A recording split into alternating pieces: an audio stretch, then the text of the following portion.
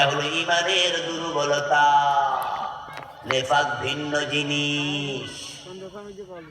তোমরা আমার কাছে থাকলে তোমাদের ইমান যত তাজা থাকে, আমার কাছ থেকে যাওয়ার পর যদি ইমান অনুরূপ তাজাই থাকতো, তাহলে ফেরেশতারা দিবালোকে তোমাদের সাথে মুসাফা করতো।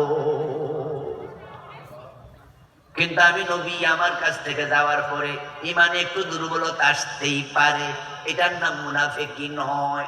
তখন হানজালার চোখের পানি পড়া বন্ধ হলো, বুঝলেন তিনি মুমিন। তাহলে ইমানের টেনশন আবু বকর করে, ইমানের টেনশন হানজালা করে, কবর দেখা ওসমানে কাঁদে, হযরত ওমর ইমানের টেনশন করে। তিনি কোনো একদিন নবীজির গোপন তথ্য ভান্ডার একজন সাহাবী ছিল হুযায়ফা ইবনুল ইয়ামান। মদিনায় কারা কারা মুনাফিক, সবার নাম হুযায়ফা জানতেন।